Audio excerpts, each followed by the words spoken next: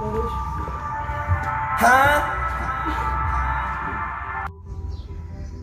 आम्ही आहोत महा auto wheels पनवेलमध्ये आणि मी आता शॉपिंग करायला आलेलो आहोत हेल्मेटची. माझे शॉपिंग झालेली आहे आणि आम्ही एक्झॉरचं एपेक्स हेल्मेट जे आहे जे तुम्ही बघू शकता हे खरेदी केलेलं आहे. बघूया हेल्मेटमध्ये काय आहे असं जे आपल्याला आवडलं म्हणून हे खरेदी केलं आहे. तर हे हेल्मेट जे आहे एपेक्स एक्झॉरचं हेल्मेट जे आहे त्यामध्ये सगळ्यात खास बात ही आहे. तर आपण हे सगळ्यात मेन जे वायझर आहे जे बंद असताना सुद्धा आपण हे वायझर आहे ड्युअल वायझर आतमधलं ते आपण ह्या मेकॅनिझम थ्रू ऑपरेट करू शकतो. तर तुम्ही बघू शकता इथे. तर हा एक ॲडव्हान्टेज आहे.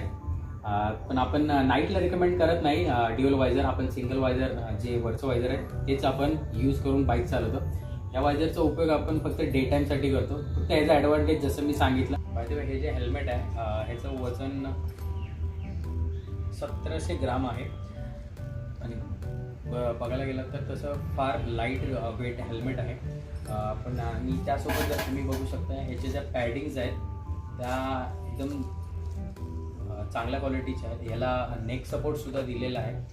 त्याचसोबत जर तुम्ही बघू शकता इथे तुम्हाला चिन कर्टनसुद्धा मिळतं. जेव्हा आपण बाईक चालवतो तेव्हा आपण बाईक चालवताना इथे आपल्या चिन थ्रू बरीच एअर पास होते तेव्हा ते बराच नॉईज क्रिएट होतो. त्यासाठी किंवा हवा लागू नये जास्त त्याच्यासाठी या गोष्टीचा उपयोग केला जातो. तर तुम्ही बघू शकता की हा कितीचा स्पेस आहे आणि हे किती टाईट हेल्मेट बसू शकतं तुम्हाला त्याच्यावरून अंदाज येईल. पण जेव्हा मेक शुअर की तुम्ही जेव्हा हेल्मेट खरेदी करता तेव्हा ते जास्त चिक्सला टाईट असलं पाहिजे ना की तुमच्या हेड आणि इयर्सला टाईट असायला हवं. तर तुम्ही बघू शकता हेल्मेट हे 1700 ग्रामचं आहे आणि एक्झॉरचं एक जबरदस्त हेल्मेट आहे. त्याचबरोबर ह्याला 3 एअर वेंट्स आहेत. हे तुम्ही बघू शकता. आता हे सध्या बंद आहे आणि हे ओपन झाल्यानंतर काहीसं असं दिसतं इथे गॅप आहे. त्याचबरोबर इथे हेडवरती सुद्धा 2 हे आहेत एअर वेंट्स आहेत आणि मागे सुद्धा एक एअर वेंट आहे. म्हणजे तुम्हाला आतमध्ये गरम होणार नाही त्यासाठी ही जेव्हा बाईक चालवतो तेव्हा हवा हेल्मेट थ्रू पास होईल त्यामुळे तुम्हाला जास्त गरम होणार नाही. आणि आता सगळ्यात महत्त्वाचं एक तुम्ही बघू शकता तर ह्या हेल्मेटला इथे 2 आणि ह्या साईडला 1 असे होल्स आहेत. तर ते होल देण्यामागचं कारण काय ते असंच तर दिले नसतील ना. आणि तुम्हाला एक गोष्ट दाखवतो. ती गोष्ट आहे ही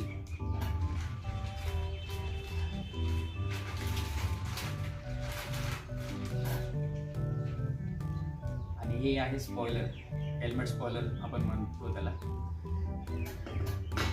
पण हे मी आता तुम्हाला लावून दाखवू शकत नाही. त्याच्या मागचं कारण एकच कारण की ह्याला जर एकदा फिक्स केलं तर हे परत निघत नाही आणि निघालं तर ह्याचे जे होल्स आहेत किंवा ह्याचे जे पिन्स आहेत या लूज होतात.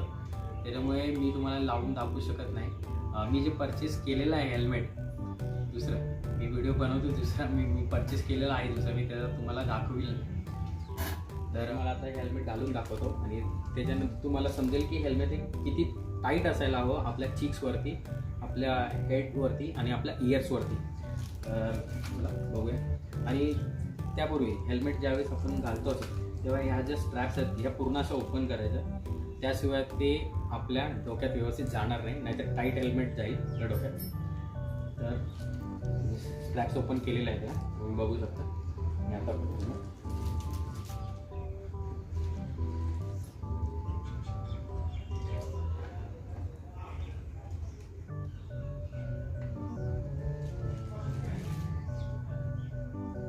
तरी तुम्ही बघू शकता की मी आता हेल्मेट घातलं आणि माझे चिक्स जर तुम्ही बघू शकत असाल तर हे पूर्ण टाईट हेल्मेट आहे. मला आता म्हणजे ते पूर्ण प्रेशर पॉईंट्स काही क्रिएट होत नाहीत. व्यवस्थित हेल्मेट आहे. पण मेक शुअर जेव्हा तुम्ही हेल्मेट खरेदी करताय तेव्हा हेल्मेट घाला थोडा वेळ घालून ठेवा. तेव्हा तुम्हाला कुठे डोक्याला प्रेशर पॉईंट्स क्रिएट होत आहेत का कुठे काय जाणवत आहे का त्यानंतरच ते हेल्मेट खरेदी करा. तर ते कसं पहिल्यांदा जेव्हा तुम्ही हेल्मेट खरेदी करता तेव्हा ते पूर्ण असं एकदम टाईट असायला हवं चिक्सवरती.